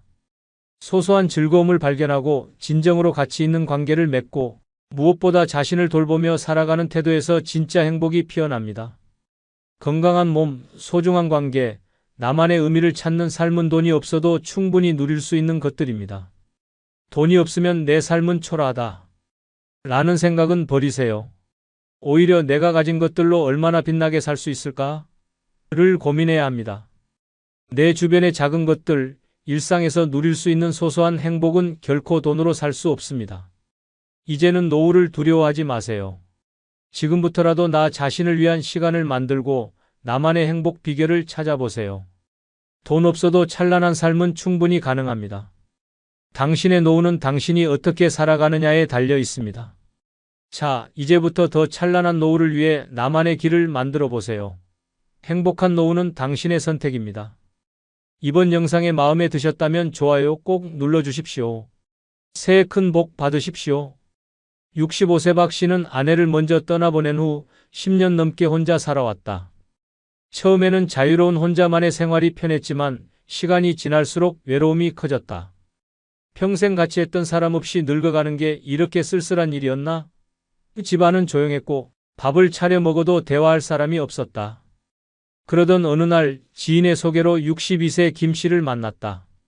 비슷한 연배에 혼자 된 지 오래되었고 따뜻한 성격을 가진 사람이었다. 둘은 만나자마자 편안한 느낌을 받았다. 함께 식사를 하고 공원을 산책하며 이야기를 나누다 보니 어느새 서로에게 의지하고 싶은 감정이 생겼다. 이제 혼자 살 필요 없어요. 남은 인생 서로 의지하며 지내는 게 어때요? 김 씨의 말에 박 씨는 흔들렸다. 자식들과 주변에서는 그 나이에 재혼해서 뭐 하려고요? 그냥 혼자가 속 편해요. 라고 말렸지만 박 씨는 더 이상 외로운 노년을 보내고 싶지 않았다. 누군가와 함께하는 삶이 더 행복할 것 같다. 는 생각이 들었고 결국 재혼을 결심했다. 재혼 후 정말 행복했다. 함께 장을 보고 집안일을 나눠하고 아침에 마주 앉아 차를 마시는 시간조차 소중하게 느껴졌다. 혼자 있을 때는 느끼지 못했던 따뜻함이 있었다. 역시 사람은 혼자 사는 게 아니구나. 박 씨는 그렇게 생각하며 오랜만에 안정된 삶을 찾은 듯했다. 결혼 후 박 씨는 오랜만에 따뜻한 가정을 되찾은 기분이었다. 혼자 먹던 밥상이 이제는 두 사람의 온기로 가득했고 아침마다 나누는 짧은 대화도 하루를 기분 좋게 만들었다. 김 씨는 다정한 사람이었다. 작은 일에도 고마워요. 라고 말하며 박 씨의 손을 꼭 잡았다. 함께 장을 보러 가면 이거 당신 좋아하잖아. 라며 박 씨의 취향을 먼저 챙겼고 공원에서 산책할 때면 나란히 걸으며 이제 남은 인생 천천히 같이 가요. 라고 미소 지었다. 둘은 마치 젊은 연인처럼 지냈다. 날이 좋으면 근처 공원에 나가 벤치에 앉아 도란도란 이야기를 나눴고 비 오는 날에는 따뜻한 차 한 잔을 두고 창밖을 바라보며 시간을 보냈다. 박 씨는 이렇게 나이 들어도 사랑을 할 수 있구나. 라고 마음 깊이 행복을 느꼈다. 매일 아침 두 사람은 마주 앉아 커피를 마시며 오늘은 뭘 할까? 이야기했다. 가끔은 가까운 곳으로 여행을 떠났고 별다른 계획이 없는 날에는 집에서 팔베개를 하고 서로의 젊은 시절 이야기를 나누며 웃었다. 외롭던 지난 시간들이 무색할 정도로 박 씨는 새롭게 얻은 삶을 만끽하고 있었다. 이제 더 이상 외롭지 않았다. 누군가와 함께 살아간다는 것, 그리고 사랑을 나누며 하루하루를 보낼 수 있다는 것이 박 씨에게는 너무도 소중한 일이었다. 그는 행복했다. 아니, 적어도 그때까지는 그랬다. 하지만 그 행복은 오래가지 않았다. 어느 날 김 씨가 심한 기침을 하기 시작했다. 처음에는 단순한 감기라고 생각했다. 하지만 기침은 점점 심해졌고 밤에도 자다 말고 숨을 헐떡이며 깨어나는 일이 많아졌다. 박 씨는 걱정이 되어 병원에 가보자고 했지만 김 씨는 괜찮아요. 나이 들면 다 그래요. 라며 손사래를 쳤다. 하지만 얼마 후 피를 토하면서 쓰러지고 말았다. 급히 병원으로 달려간 박 씨는 불안한 마음으로 검사 결과를 기다렸다. 그리고 의사의 입에서 나온 한마디가 박 씨의 모든 기대를 무너뜨렸다. 말기 폐암입니다. 이미 많이 진행된 상태입니다. 박 씨는 순간 귀를 의심했다. 뭐라고요? 말기라고요? 김 씨는 당황한 기색 없이 고개를 숙이고 있었다. 그때 박 씨는 이상한 기분이 들었다. 그리고 불길한 예감이 맞아떨어졌다. 김 씨는 이미 자신이 병에 걸렸다는 사실을 알고 있었다. 병원에서 나오는 길, 박 씨는 멍한 표정으로 김 씨를 바라봤다. 이걸 알면서도 나와 결혼한 겁니까? 김 씨는 한숨을 쉬며 입을 열었다. 혼자가 너무 싫었어요.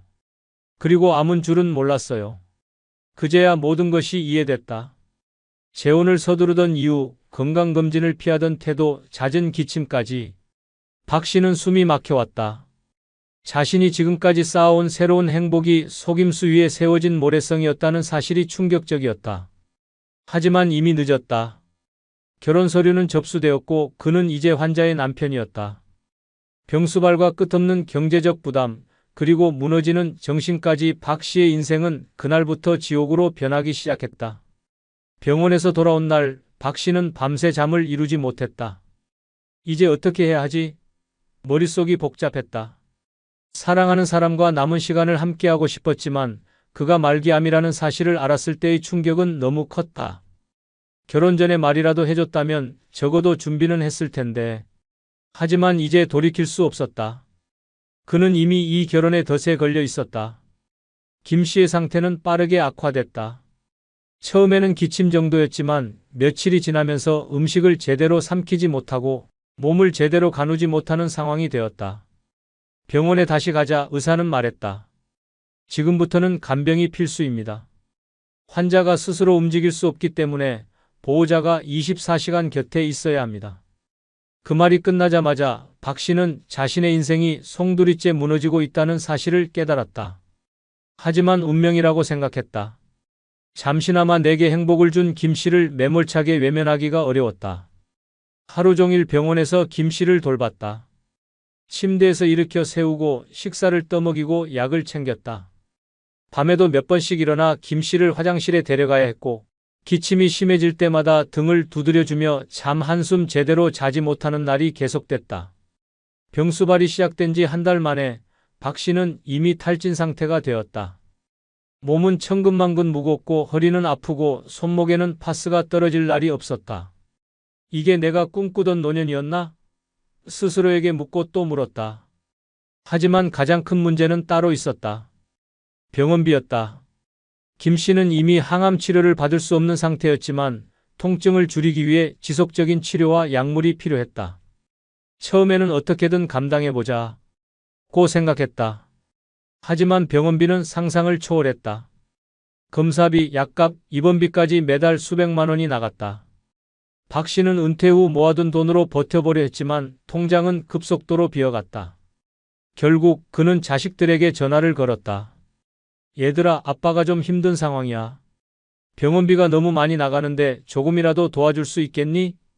하지만 돌아온 대답은 차가웠다. 아빠, 우리가 뭐라고 했어요?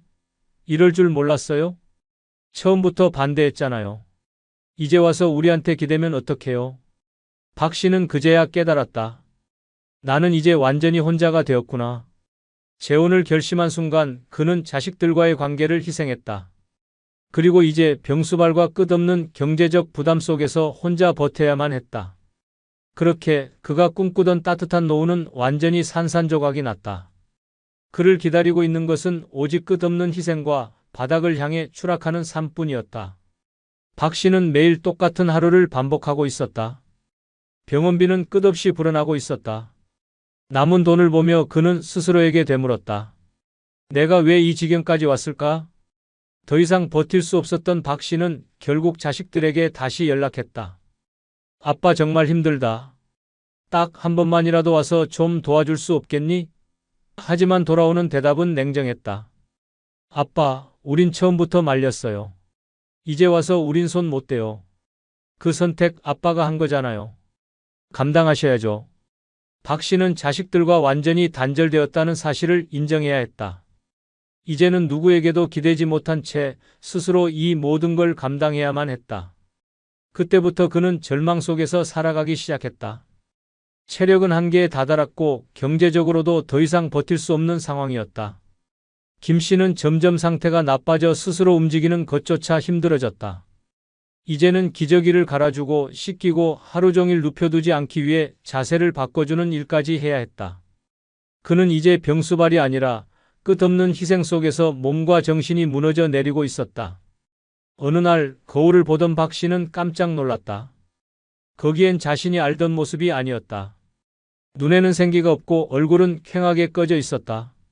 손목은 뼈만 남았고 걸음걸이조차 불안정했다. 그는 문득 깨달았다. 이러다 내가 먼저 쓰러지겠구나. 하지만 도망칠 곳도 기댈 곳도 없었다. 자신이 만든 이 감옥에서 벗어날 방법이 없었다. 그는 남은 노후를 이렇게 병든 배우자를 위해 바쳐야만 했다. 이게 내가 원했던 노년이었을까? 박 씨는 침대에서 자고 있는 김 씨를 바라보며 처음으로 이 결혼이 완전히 잘못된 선택이었다는 사실을 인정했다. 하지만 이미 너무 늦어버렸다. 그리고 언제부터인지 김 씨의 태도도 변하기 시작했다. 내가 이렇게 힘든데 당신은 뭐라도 더 해줘야 하는 거 아니야? 이제 와서 힘들다고? 나한테 이러면 안 되지. 박 씨는 할 말을 잃었다. 처음에는 고맙다, 미안하다. 던 사람이 이제는 그의 희생을 당연하게 여기고 오히려 더 많은 것을 요구하고 있었다. 내가 이 사람을 돌보는 게 아니라 내 인생이 이 사람에게 삼켜지고 있구나. 박 씨는 점점 감당할 수 없는 상황에 처하자 김 씨의 유일한 아들에게 도움을 요청하기로 결심했다. 처음부터 연락을 하지 않았던 이유는 간단했다. 김 씨는 재혼 전에 박 씨에게 말했었다. 내 아들은 바빠요. 신경 쓰지 않는 게 좋아요. 하지만 지금은 너무 급박한 상황이었다. 아무리 바쁘다 해도 친어머니가 말기암으로 투병하고 있다면 최소한 얼굴이라도 한번 비추지 않을까? 그런 희망을 안고 박 씨는 어렵게 연락을 했다. 자네 어머니 상태가 많이 안 좋아. 내가 혼자 돌보는 게 한계야. 잠깐이라도 와줄 수 있겠나? 하지만 돌아온 대답은 너무나 차가웠다. 제가 뭘 할 수 있겠어요? 전 병수발 같은 거 할 자신 없어요. 그리고 돈도 없고요. 솔직히 우리 사이에 정이 있는 것도 아니고 어차피 결혼하면서 아저씨가 책임지기로 한 거잖아요? 박 씨는 말문이 막혔다. 어머니가 지금 죽어가고 있는데 단 한 번도 병문안을 오지 않겠다는 말이었다. 자네 어머니야. 어떻게 이럴 수가 있어? 하지만 상대는 덤덤했다. 솔직히 어머니가 결혼할 때도 저한테 의견 묻지 않았잖아요. 전 그냥 제 삶 살고 싶어요. 그제야 박 씨는 깨달았다. 김 씨의 자식은 처음부터 아무 관심이 없었다. 그리고 이 모든 병수발과 희생은 고스란히 자신의 몫이 되었다. 박 씨는 깊이 생각한 끝에 결국 결심을 했다. 이제는 끝을 내야 한다. 그는 김 씨에게 조심스럽게 말했다. 이제 나도 더 이상 감당할 수 없어. 병원에서 남은 치료를 받는 게 어떻겠어? 하지만 김 씨는 격하게 반응했다. 당신이 나를 버리겠다는 거야? 끝까지 책임지겠다고 해놓고 이제 와서 나를 떠난다고? 박 씨는 그제야 깨달았다. 이 사람은 처음부터 내 희생을 당연하게 생각했던 거구나. 그날 밤 그는 깊은 고민 끝에 이혼을 결심했다. 처음부터 반대했던 자식들에게 어렵게 연락을 했다.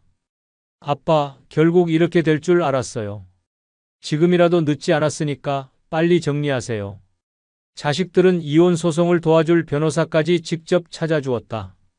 그리고 몇 개월 후 법원에서 이혼이 성사되었다. 박 씨는 마침내 그 감옥에서 벗어났다. 하지만 잃은 것은 너무 많았다. 건강, 돈, 자식들과의 신뢰, 그리고 노년의 평온. 그는 다시 혼자가 되었지만 이제는 과거의 자신이 아니었다. 그는 병든 몸과 빈 지갑을 가진 채 노후를 다시 시작해야만 했다. 그가 깨달은 것은 단 하나였다. 노년의 재혼은 새로운 행복이 아니라 끝없는 희생이 될 수도 있다.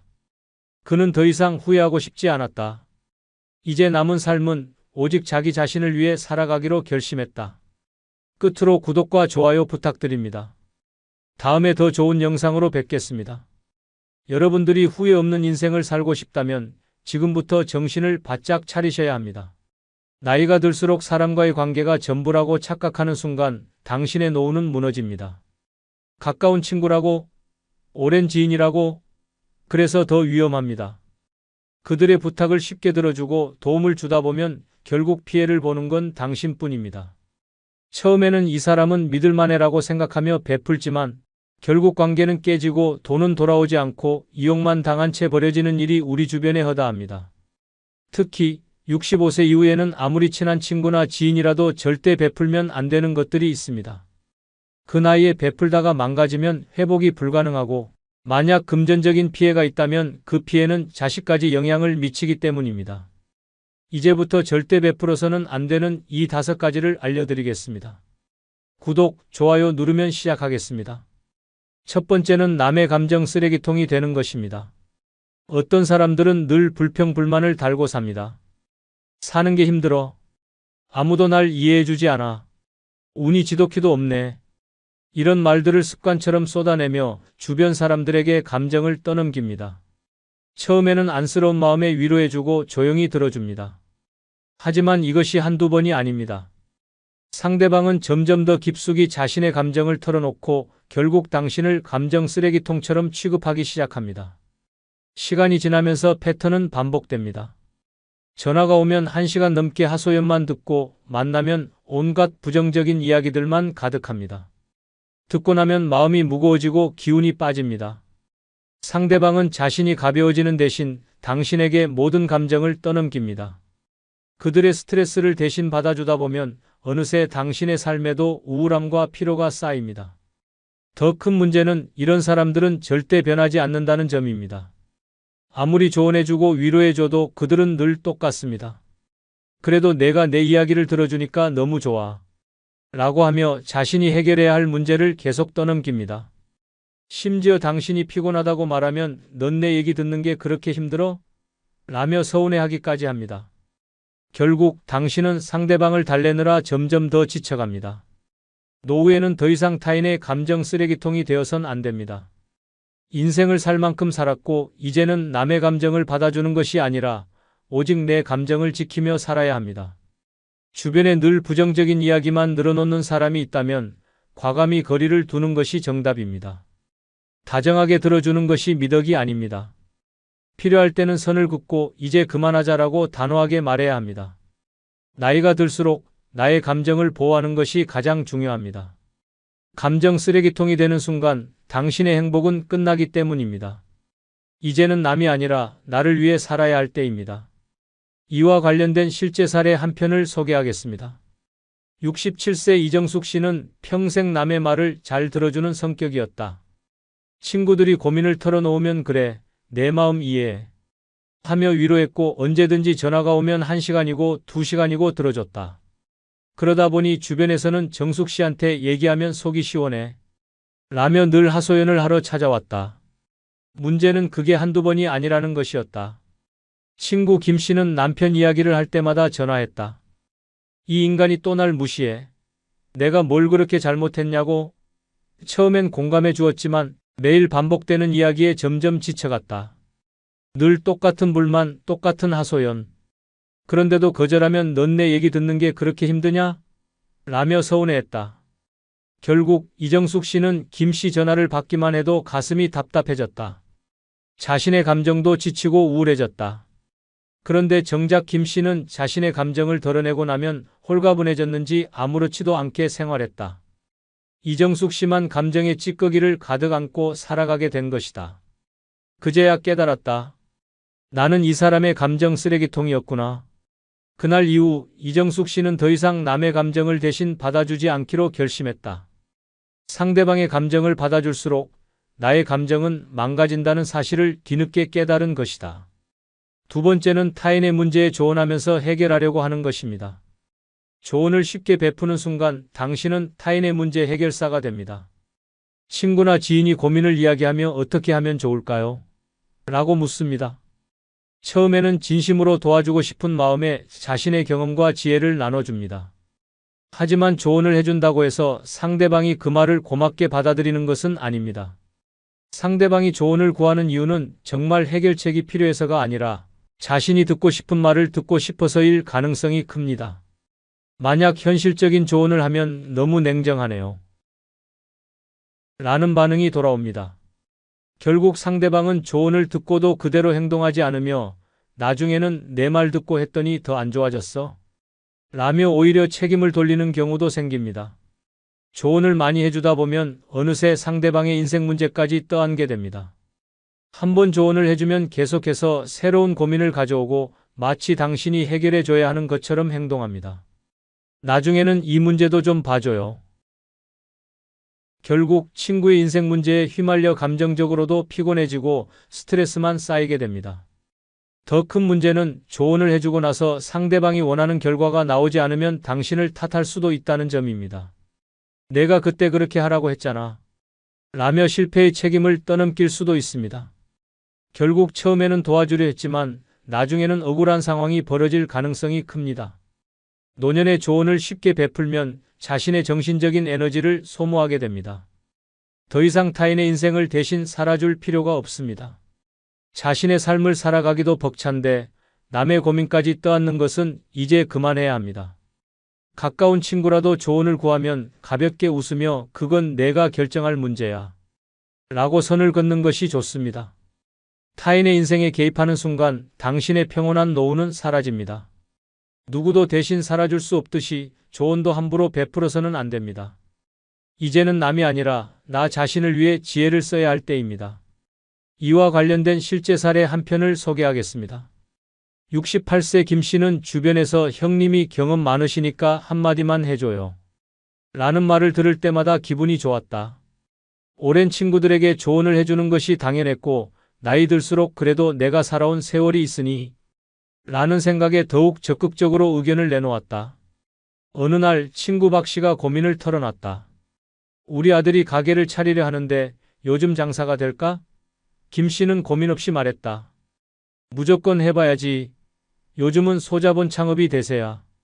박 씨는 김 씨의 말을 믿고 아들에게 적극적으로 권했다. 하지만 몇 달 후 박 씨는 망했어. 대출까지 받아서 시작했는데 적자가 쌓이고 있어. 라며 한숨을 쉬었다. 김 씨는 미안한 마음이 들었다. 그런데 박 씨는 점점 형님이 해보라고 했잖아. 라며 원망 섞인 말을 하기 시작했다. 김 씨는 처음엔 당황했지만 곧 깨달았다. 조언은 쉽게 했지만 그 결과는 결코 가볍지 않다는 것을. 그 후로 김 씨는 남의 문제에 쉽게 개입하지 않기로 결심했다. 조언을 해주는 순간 상대방은 그것을 책임 있는 답변으로 받아들이고 실패했을 때는 그 책임을 떠넘기기도 한다. 결국 타인의 인생에 쉽게 의견을 내는 것은 위험한 일이라는 걸 깨달은 것이다. 세 번째는 다른 사람의 일을 대신해주는 것입니다. 살다 보면 친구나 지인이 이거 좀 도와줄 수 있어? 한 번만 대신해줘. 라며 가볍게 부탁하는 일이 많습니다. 처음에는 별거 아닌 것 같아 도와주지만 그 순간부터 당신은 누군가의 무료 노동자로 전락할 가능성이 큽니다. 특히 65세 이후에는 당신의 시간이 가장 소중한 자산입니다. 그런데도 누군가는 어차피 할 일 없잖아. 라는 말로 당신의 시간을 자기 마음대로 쓰려 합니다.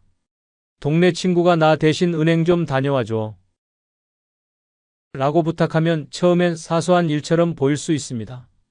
하지만 한번 도와주면 그 다음부터는 계속해서 반복됩니다. 문제는 여기서 끝나지 않습니다. 시간이 지나면 부탁이 점점 커지고 결국엔 상대방이 그것을 당연한 일로 받아들인다는 것입니다. 처음엔 고마워라고 했던 사람이 나중엔 이번에도 좀 해줘라는 식으로 태도를 바꿉니다. 당신이 거절하면 오히려 서운해하고 마치 의무라도 있는 것처럼 불편한 관계가 될 수도 있습니다. 더 심각한 경우 상대방은 당신의 호의를 이용해 돈이 드는 일까지 부탁할 수도 있습니다. 가령 내 대신 이거 좀 사서 보내줘. 같은 일이 반복되다 보면 결국 금전적 손실까지 발생할 수 있습니다. 하지만 상대방은 절대 고마워하지 않습니다. 오히려 그냥 해주면 되잖아. 라며 점점 더 무리한 요구를 합니다. 노후에는 당신이 해야 할 일만 해야 합니다. 남을 도와주는데 시간을 빼앗기다 보면 정작 자신을 위해 써야 할 시간과 에너지가 사라집니다. 주변에서 부탁이 들어올 때마다 이건 내가 할 일이 아니다라고 분명히 선을 긋는 것이 중요합니다. 다른 사람의 일을 대신하는 순간 당신의 자유로운 삶은 끝이 납니다. 이제는 누군가의 일을 대신해주는 사람이 아니라 오직 나를 위해 살아야 할 때입니다. 남이 아니라 나의 시간을 가장 소중하게 여겨야 합니다. 이와 관련된 실제 사례 한 편을 소개하겠습니다. 70세 김순자 씨는 평생 남 도와주는 걸 당연하게 여겼다. 주변에서 부탁하면 거절하기 어려웠고 내가 할 수 있는 일이면 해줘야지 라는 마음으로 늘 남의 일을 대신해 주었다. 하지만 그것이 자신의 노후를 갉아먹는 일이라는 걸 깨닫기까지는 오랜 시간이 걸렸다. 어느 날 이웃 박 씨가 찾아와 인터넷 주문하는 걸 잘 모르겠는데 좀 도와줘. 라고 부탁했다. 별일 아니라 생각하고 대신 주문해줬다. 그런데 그 다음부터가 문제였다. 이것도 좀 사주면 안 돼? 나 이번에 보험 갱신해야 하는데 서류 좀 챙겨줄 수 있어? 부탁은 점점 늘어났고 마치 김 씨가 박 씨의 개인 비서가 된 듯한 기분이 들었다. 처음엔 사소한 도움이라 생각했지만 점점 박 씨의 태도가 변했다. 지난번에도 도와줬잖아? 라며 당연하게 요구하기 시작했다. 거절하려고 하면 그럼 내가 누구한테 부탁해? 라며 불편한 기색을 보였다. 결국 김 씨는 남을 돕느라 자신이 해야 할 일은 뒤로 밀려났고 노후의 소중한 시간이 점점 사라지고 있었다. 그제야 깨달았다. 남의 일을 대신해주는 순간 내 삶은 내 것이 아니게 된다. 김 씨는 결국 박 씨에게 앞으로는 직접 배우는 게 좋을 것 같아. 라며 단호하게 선을 그었다. 이제는 내 인생의 주인은 나라는 걸 깨닫고 더 이상 남의 삶을 대신 살아주지 않기로 결심했다. 네 번째는 사람을 믿고 작은 돈이라도 쉽게 빌려주는 것입니다. 네 번째는 사람을 믿고 작은 돈이라도 쉽게 빌려주는 것입니다. 돈을 빌려주는 순간 친구와의 관계는 더 이상 예전 같을 수 없습니다. 아무리 가까운 사이라도 돈이 오가면 그 관계는 친구가 아닌 채권자와 채무자로 변합니다. 처음에는 고맙다. 라고 말하며 미안해하던 사람이 시간이 지나면서 점점 태도가 변합니다. 조금만 더 기다려줘. 라는 말이 반복되고 어느 순간 연락이 뜸해지더니 결국엔 아예 잠수를 타는 경우도 허다합니다. 돈을 빌려줬을 때 가장 큰 문제는 단순한 금전 손실이 아니라 배신감과 후회입니다. 65세 이후에는 다시 돈을 벌 기회가 많지 않습니다. 젊을 때 한번 잃어도 다시 회복할 가능성이 있지만 은퇴 후에는 잃은 돈을 채울 방법이 거의 없습니다. 친구가 돈을 빌리러 온다는 것은 이미 그 사람도 경제적으로 어려운 상태라는 뜻입니다. 돌려받지 못할 가능성이 크다는 걸 의미합니다. 결국 상대방도 갚을 능력이 없는 돈을 빌리는 것이며 시간이 지날수록 변명만 늘어날 뿐입니다. 작은 돈이라도 빌려주면 인간관계도 변합니다. 처음엔 돕겠다는 마음으로 빌려줬지만 시간이 지나면서 빌린 사람은 미안한 감정보다 부담감이 커집니다. 그러면서 점점 멀어지고 결국에는 관계를 끊어버리기도 합니다. 돈이 얽히는 순간 평생 이어온 인연도 한순간에 무너질 수 있습니다. 가장 현명한 방법은 애초에 돈을 빌려주지 않는 것입니다. 친구가 급하다고 호소해도 나도 여유가 없다 며 단호하게 거절해야 합니다. 만약 정말 도와주고 싶다면 빌려주는 것이 아니라 그냥 줄 수 있는 만큼만 주는 것이 최선입니다. 하지만 그것조차도 조심해야 합니다. 한번 도와주면 다음에도 또 부탁할 가능성이 높아지기 때문입니다. 돈이 들어간 관계는 더 이상 순수한 친구 관계가 아닙니다. 65세 이후에는 내 돈을 지키는 것이 곧 내 노후를 지키는 길입니다. 아무리 가까운 친구라도 절대 작은 돈이라도 쉽게 빌려주는 일은 없어야 합니다. 이와 관련된 실제 사례 한 편을 소개하겠습니다. 70세 이경자 씨는 평생 사람을 믿고 살아왔다. 가까운 친구가 어려움을 호소하면 이 정도는 도와줘야지 라는 생각으로 선뜻 손을 내밀었다. 하지만 작은 돈이라도 쉽게 빌려주는 것이 얼마나 위험한 일인지 깨닫게 된 건 너무 늦은 후였다. 오랜 친구 박 씨가 다급하게 찾아왔다. 이번 달 생활비가 좀 부족해서 그러는데 50만 원만 빌려주면 안 될까? 이 씨는 큰 돈도 아니고 한 달이면 갚겠다는 말에 흔쾌히 돈을 건넸다. 하지만 한 달이 지나도 돈은 돌아오지 않았다. 조심스럽게 연락했더니 다음 달엔 꼭 갚을게 라는 대답만 돌아왔다.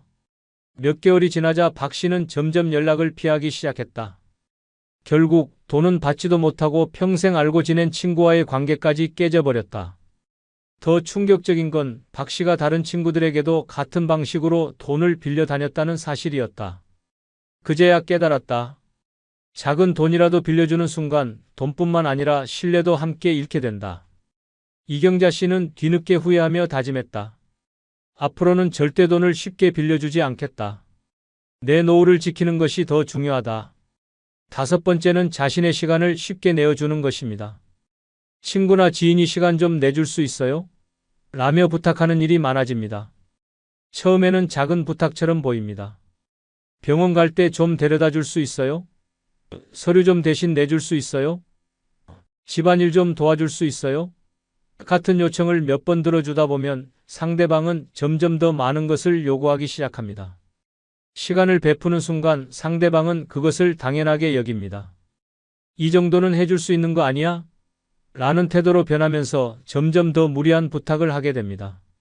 처음에는 간단한 심부름이었지만 나중에는 한 달만 도와달라 는 식으로 부담이 커집니다. 시간이 갈수록 부탁은 끝이 없고 거절하면 오히려 서운하다는 반응을 보입니다. 결국 자신의 시간을 잃고 마음의 짐까지 떠안게 됩니다. 노후에는 남을 위해 희생할 시간이 없습니다. 젊었을 때는 어쩔 수 없이 가족과 일, 사회적인 관계에 시간을 써야 했지만 이제는 온전히 자신을 위해 시간을 써야 할 때입니다. 누구를 위해 시간을 내주기보다는 그 시간을 스스로 즐기고 행복을 찾는 것이 더 중요합니다. 나도 바쁩니다. 라는 말을 입에 달고 살아야 합니다. 시간이 많아 보인다고 해서 쉽게 내주면 결국 나를 위해 쓸 시간은 사라집니다. 상대방이 서운해할까봐 거절하지 못하는 사람들이 많습니다. 하지만 거절하지 못하면 점점 더 많은 요구가 들어옵니다. 한 번 시간을 내주면 다음번에는 더 큰 부탁이 이어집니다. 그리고 거절하는 순간 오히려 예전에는 잘 해주더니 왜 이젠 안 해줘요? 라며 원망을 듣는 경우도 생깁니다. 결국 처음에는 도움을 줬지만 나중에는 관계까지 틀어지는 상황이 벌어집니다. 노년의 시간은 무엇보다 소중합니다. 젊었을 때는 일과 가족을 위해 시간을 바쳤지만 이제는 자신을 위해 남은 시간을 써야 합니다. 무조건적인 희생은 결국 후회로 돌아옵니다. 아무리 가까운 사이라도 자신의 시간을 쉽게 내주는 것은 피해야 합니다. 노후에는 무엇보다 내 시간이 가장 소중하다 는 생각을 가져야 합니다. 65세 이후에는 아무리 친한 친구나 지인이라도 함부로 베풀어서는 안 됩니다. 한번 베풀기 시작하면 상대방은 그것을 당연하게 여기고 점점 더 많은 것을 요구하게 됩니다. 처음에는 작은 부탁이었지만 결국에는 시간, 돈, 감정까지 소모하며 스스로를 희생하게 되는 상황이 벌어집니다. 오랜 인연인데 이 정도는 해줘야 하지 않을까? 라는 생각이 들 수 있습니다. 하지만 노후는 더 이상 타인을 위해 사는 시간이 아닙니다. 젊었을 때는 가족과 일, 주변 사람들에게 신경 쓰며 살아왔지만 이제는 온전히 나를 위해 살아야 하는 때입니다. 나 자신을 돌보지 않고 남에게 베풀다 보면 결국 남은 인생을 후회 속에 보내게 될 가능성이 큽니다. 무엇보다 중요한 것은 내 것을 지키는 것입니다. 돈을 빌려주고 시간을 내주고 감정을 받아주고 남의 책임까지 대신 지는 순간 내 인생은 점점 타인의 것이 되어 갑니다. 친구가, 지인이, 가족이 서운해할까봐 계속 베풀다 보면 결국 나를 위한 시간과 여유는 사라지고 남이 원하는 대로 끌려다니는 삶이 될 수 있습니다. 이제는 단호해져야 합니다. 내가 먼저입니다. 미안하지만 안 된다. 나는 나를 위해 살아야 한다. 라고 당당하게 말할 수 있어야 합니다. 노후는 희생하는 시간이 아니라 나를 위한 시간입니다. 더 이상 남을 위해 살지 말고 온전히 나 자신을 위해 살아야 합니다. 구독과 좋아요 부탁드립니다. 감사합니다.